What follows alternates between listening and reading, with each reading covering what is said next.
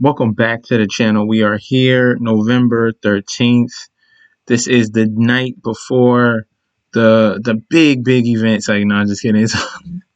After Islam Makhachev was replaced, thank God for Paul Felder for stepping up. Big move on 5 days notice. This UFC Fight Night UFC Vegas 14 is now Paul Felder against RDA Rafael dos Anjos.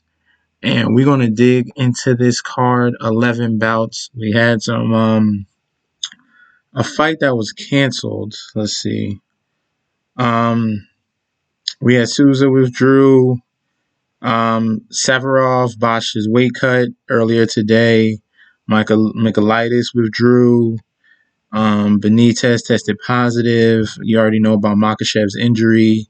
And Barbano withdrew with another surgery. So we're down to 11 fights.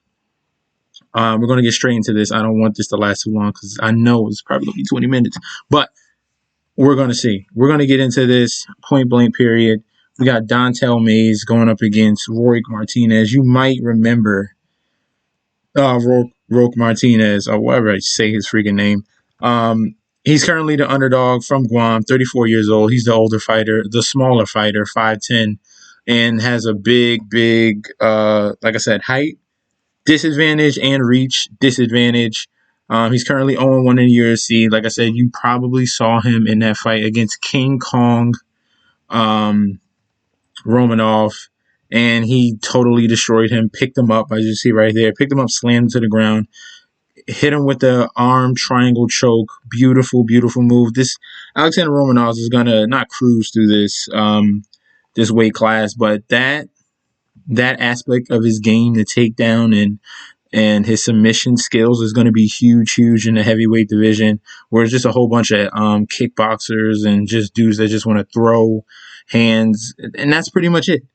On the other side, we have Dontel Mays. I don't know if this was like set up from Dana White, but now he faces another Kong. If you lost to King Kong Rourke, you're going to lose the regular Kong, all right? And actually, this dude is even bigger. From Indiana, 28 years old. He's 6 years younger. He's bigger than you. If you saw the freaking face-offs, this dude looks like a child compared to a grown man. 6'6" compared to 5'10". All these are huge factors. And 81.5 reach advantage going up against Roque Martinez. This one, I'm all over Dontel Mays. I think he handles him quite easily. Mays is currently winless in the UFC, 0-2. I think he gets his big win against Roque Martinez, who's not much of competition. He lost to Cyril Gane and lost to Nascimento. So these are understandable losses, but we're going with Dontel Mays with the size advantage. Next fight, we're going to get into that on the card. Let me go down. Actually, let me go down, make this much simpler. All right. Back at the main page. The second fight we have is going to be Tony Gravely against Geraldo de Freitas. Just look at these measurables. Right now, Tony Gravely is the favorite. Same age. Gravely's 2 inches shorter, and you saw it in the face-off just a little bit. And the reach advantage is on Freitas' side. Tony Gravely is an up-and-comer from Dana White's Contender Series. Had a tough match versus a well-rounded fighter in Brett Johns from Wales. He is a very good fighter, a very surprising fighter as well for his size and stature, but he really is a dog. Despite the fact he hasn't won in the UFC, yet he's been tested more, and especially coming from American Top Team camp, where the talent there, he's going to put tons and tons of pressure on Freitas. This fight can go either way, okay? This fight can go either way. I'm rooting for Tony Gravely. He's definitely that type of guy that's going to put it on Geraldo. Geraldo's going to need his takedown defense in this situation, in this bout. Geraldo on the other side, up-and-comer as well. UFC, currently he's 1-1 in the UFC with a win. Let me see, where did he get a win against? Okay, He fought the kickboxer Chris Gutierrez. Gutierrez has some solid kicks, and then he beat Felipe Colares, who was 8-0. That was a solid win right there.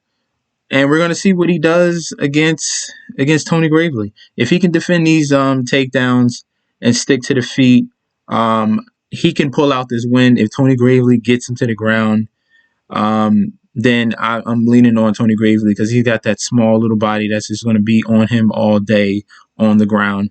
I'm gonna lean Tony Gravely, but this one is not like I don't know. There's no conviction on either side of me. This one can go either way. I would stay away from this, but if I'm putting money on it, okay. Next fight, we got Random Marcos going up against Kanako Morata. If you're just looking at Marcos, hold on.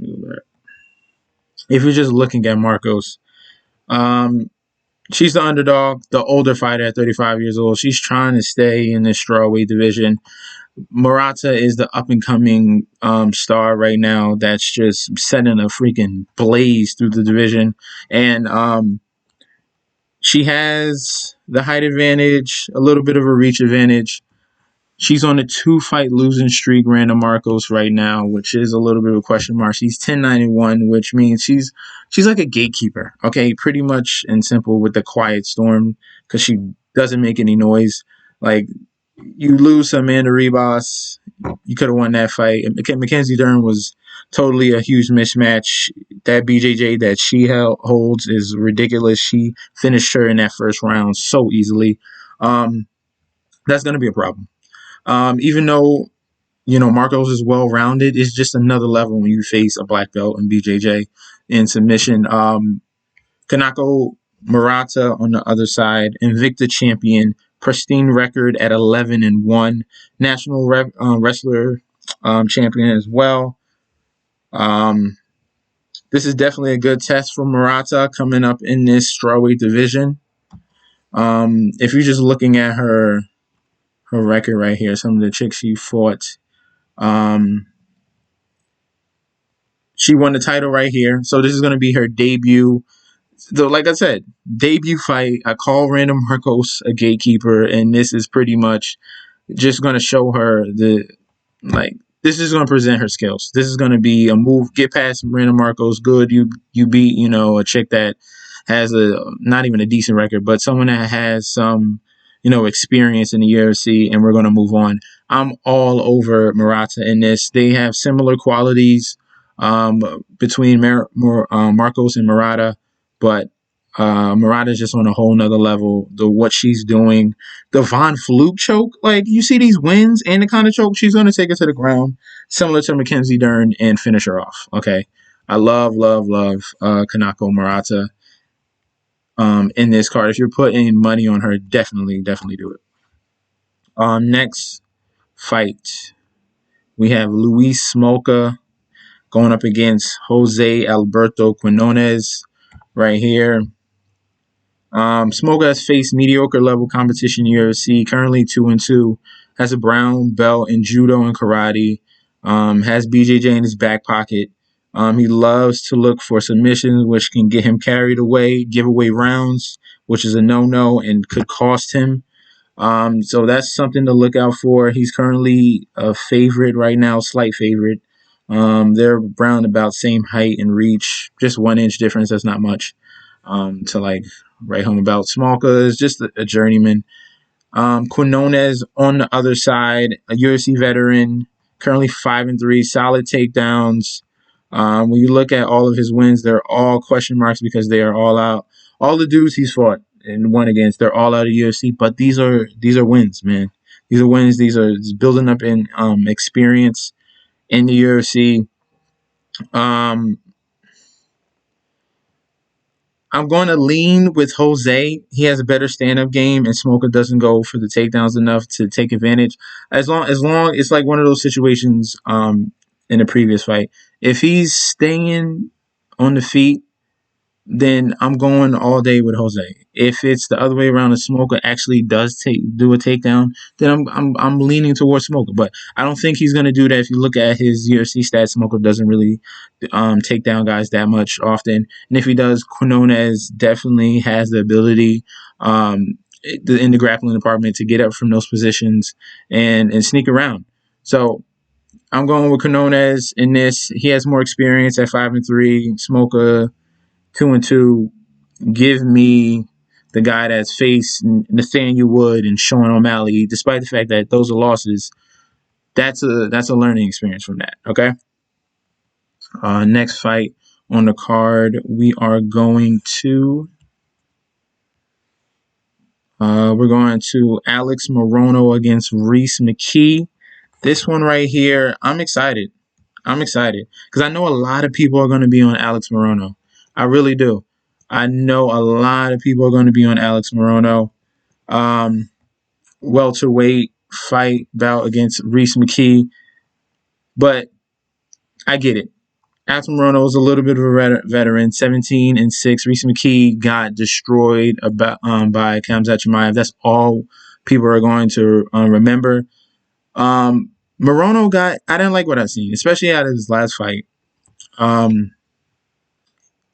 He has his height disadvantage and a big reach disadvantage, which is going to hurt him in the grappling department because that's what Rhys McKee is going to do. He's going to take him to the ground. Alex Moreno looked horrible against Chaos Williams. Just put tons of pressure on him. It literally was a 27-second fight, and that was it. Now you're going to have to deal with someone that's going to be relentless with the takedowns. Is going to be all over you. He's going to try to prove himself. Dana White gave this man another chance because he thinks he has talent. The reach, the ability with takedowns. It was just a bad setup against Khamzat Chimaev. That's not fair. So he's going to have another chance against Alex Moreno. I think he does it. I think you can get him as an underdog as well. Let me double check that. Currently, yes, you can get him as a slight underdog. I like Rhys McKee to make a splash in the UFC after a bad performance by someone who's like a top 3 talent in that fight. And Rhys McKee took that off like a week's notice. So give me the grappler in this situation. Alex Moreno, sorry, dude. You looked embarrassing. You look like you got horrible stand-up. Just like Rhys McKee does. He's an improving fighter, with his boxing, but elite on the ground. So I'm taking Rhys McKee. Next fight we're moving on. We got a women's bout. We got a couple women's bouts on here. I think like 3 or 4 at least. We got Ashley Yoder against Miranda Granger. This is going to be no, it's not. We got one more. You would think that Brandon Allen fight would be in the main card. That's shocking.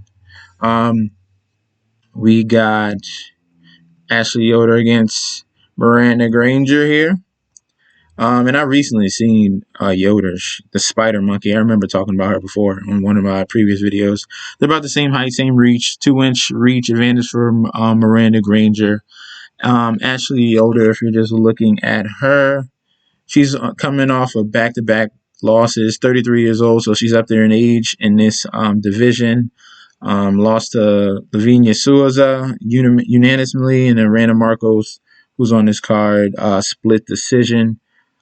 She's 2-5. 2-5. This is horrible. This is someone that is a stepping stone, a gatekeeper, like I said before. It's not good. Granger, let's go straight to her. Okay. She has potential. She actually has potential. Granger, former CFC champ, mainly a striker, has been up and down in her first 2 bouts. Coming in as a favorite versus Lemos, she was quickly set aside with a submission in the first round. Takedown defense needs to be the key because she does present that threat. As long as it stays on the feet, I got Granger, and the power advantage is going to be on her side as well. So Yoder, journeyman, 7-6, horrible record. I don't usually. There's a reason why that you don't bet on these chicks. They tend to lose. They're on their way out of the UFC. Once you get in that 3 losses in a row, 4 losses in a row range, Dana White's is looking for a new talent to replace you pretty much. Ashley Yoder, journeyman, no thank you. We're going with Granger in this bout. Definitely has the skills to do so. I like the performance against Hannah Goldie, who was 5-0. Lemos, a little bit of a letdown, but I think she bounces back in this fight. Next, we have Antonio Arroyo versus Eric Anders. No, we're just gonna go. Let me not go. Let me not skip that. We're gonna go to one of my favorite bouts. Brendan Allen, who was supposed to fight last week, but Ian Heinisch had COVID and he had to bow out. So they found a quick replacement. Sean Strickland was not going to say no to money. He just fought a couple cards ago. He's coming back from a horrible was a knee injury. Sean Strickland had an easy gimme match against Jack Marshman, which was just trading shots. Dudes are going just back and forth. Sean Strickland threw like 100 significant strikes. They're all like head punches. So he looked okay in that department. He does have a very, very good background in grappling and wrestling. He does have an 80% takedown defense. He has fought, what was it, Kamaru Usman? Let me see. He's the underdog. I think he fought Kamaru Usman. Let me make sure. Yeah, he fought Kamaru Usman. Zaleski. He fought some really good guys, but Kamaru Usman, he took down Sean Strickland 12 times in that fight. And what I'm seeing in this fight, I want Brendan Allen. He's going to work Sean Strickland. Sean Strickland looked tentative in that fight. He was trying to really get. It was his first fight, so he just wanted to get it out of the way. But Brendan Allen is going to be absolutely relentless with the takedowns, and is going to work on Strickland over and over. Is going to test that 80% takedown defense. But what's 80% takedown defense when you're giving up? I understand it's Kamaru Usman, but you're giving up 12 takedowns? Like, Jesus. Man, Brendan Allen is that type of guy that's going to be relentless, and he's going to get it. He already had a full camp. He's ready to fight Sean Strickland on short notice. Not short notice, but he just fought. So we're going with the young upstart kid. A little bit taller, a little bit edge on the reach. We're going with Brendan Allen, all in on Brendan Allen against Sean Strickland. Next fight. Now we're on to Antonio Arroyo versus Eric Anders here. We're in the main card. And now Antonio is a very, very, very, very, very, very, very, very low volume striker. And that's not going to fly with Anders. This dude, you see in this picture, this man is jacked, former football player, tried to make the NFL, but he was with in college, won a national title with Alabama. So he's definitely athletic. Arroyo's solid striker. That's what he just wanted to trade shots. Solid striker, but Eric Anders, your boy, is going to be all over him. As you see in this picture, he is going to attack him relentlessly. He's going to come straight for him. I don't know if Arroyo can handle it. I don't think he can handle it, especially if it's just in a striking realm. I'm taking Eric Anders. Okay, he's fought dudes like Lyoto Machida, split decision, Thiago Santos. These are top tier talents right here. GM3, who he beat. A little bit disappointing against Krzysztof Jotko. But that's someone with tons and tons of experience with 25 fights compared to 17. Antonio Arroyo is just up and coming, and you can't be a low volume fighter and not do takedowns. So what are you gonna do? You're good. What are you, Uriah Hall? You're hoping for like one big shot? No, it's not gonna work. We're going with Eric Anders. He's not a guy you want 100% trust but in this situation, and with when I'm looking at these two guys, I'm not gonna put a ton of money on him. Might add him to a parlay, but I think Anders comes away with a win. Okay. Next fight in this main card, we got Hansen against Corey McKenna. They keep setting these people up, man. This is a butt kicking. Why you do this to this girl, man? Why you do this to Corey McKenna, man? Both these girls are very, very young, huge prospects, especially Hansen. Corey McKenna, well, not a huge hard. Corey McKenna is not a prospect. Okay, she shouldn't have got the contract in her from her last fight in a contender series against Vanessa the Papaloupoulous, whatever Greek name she is. She shouldn't have got that opportunity. But she's going to learn today, and Kay Hansen is going to put it on her. Um, New blood in the strawweight division, coming in already 1-0. She made a big splash, beating Jen Frey, who was from Invicta. I forgot what she was from. Let's just double check on her, Jen Frey. I think it was Invicta. Yeah, she was. Let me see, CFC. Yeah, she was Invicta. Okay, she was a former Invicta champion, Jen Frey. That was a big stepping stone, that fight, seeing that out of her. And McKenna is nowhere near that type of class. Okay, not at all.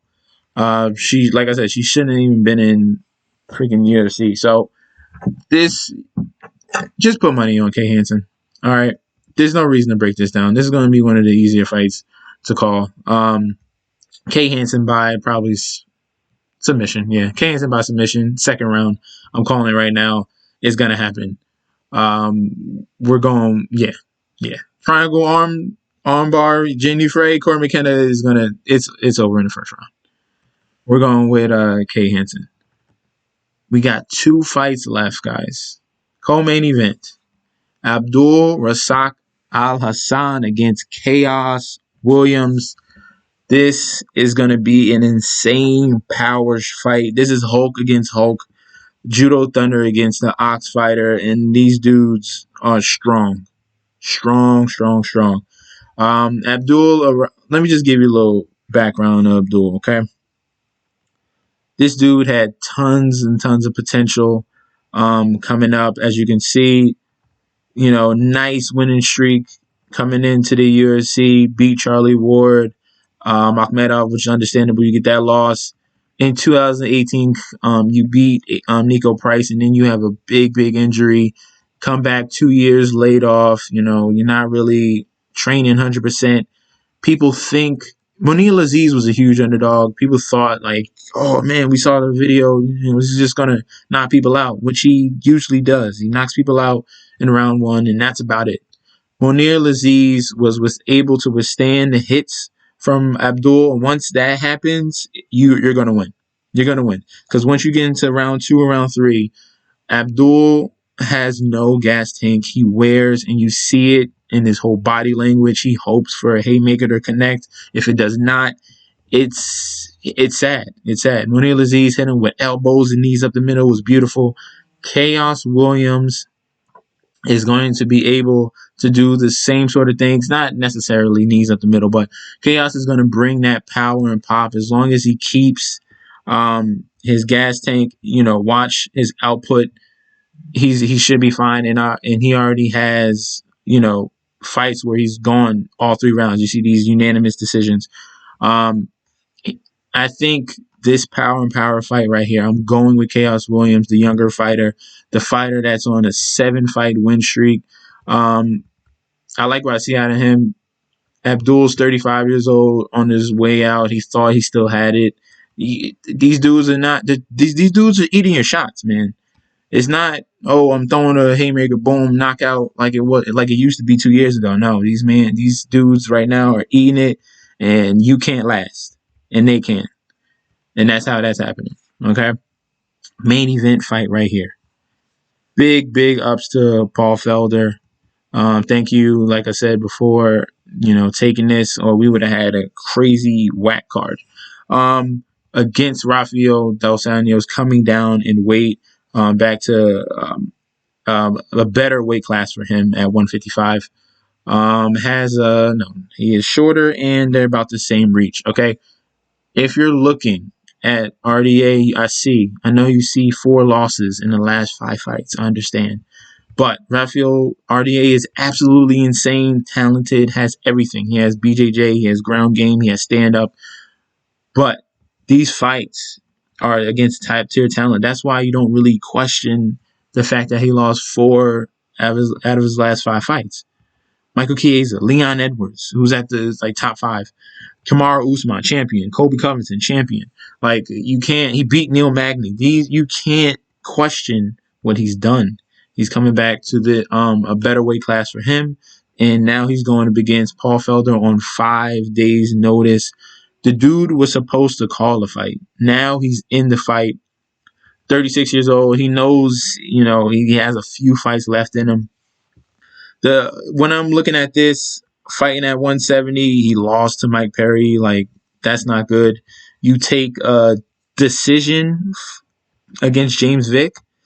James Vick gets knocked out by everybody. You don't beat James Vick by decision. You knock him out. Like, literally, every person that fights James Vick knocks him out. Let's see. Let's just show you, for example. Go to James Vick. Loss. Up kick. Round 1. Left hook. Round 1. You're the only person. What is this? Decision? No. Justin Gaethje. Punch. Round 1. That's what happens. Okay? This is what I'm trying to say. That's what happens. All right. Paul Felder, you beat him, but that's not impressive at all. You're ranked 7 in the division. Let me go up. But I want to see more. I'm not seeing enough. You took Dan Hooker to split decision. That's a solid outing, and we all know that Barboza should have won that fight against you. So there's a lot of question marks. I get it. It was a ballsy move. You look like the BMF champion just for taking this fight. So the Irish Dragon, we love you, we appreciate it, but I'm going to have to go with RDA in this as the favorite in this bout and in the main event. That's the whole card, guys. Thank you guys for tuning in. We're going to get a reaction video, so I'm going to be watching these fights. Expect that. This is going to be fun. It's not super, super loaded with talent, but you got to appreciate what they put out, because a couple of these are going to be real, real bangers. Brendan Allen fight, the Chaos Williams fight, and the main event are going to be really, really good to watch. Like I said, again, thank you guys for tuning in. Don't forget to like, comment, and subscribe to the channel. Follow me on Instagram and Twitter at MessNetJustD. I'll see you guys tomorrow. Peace out.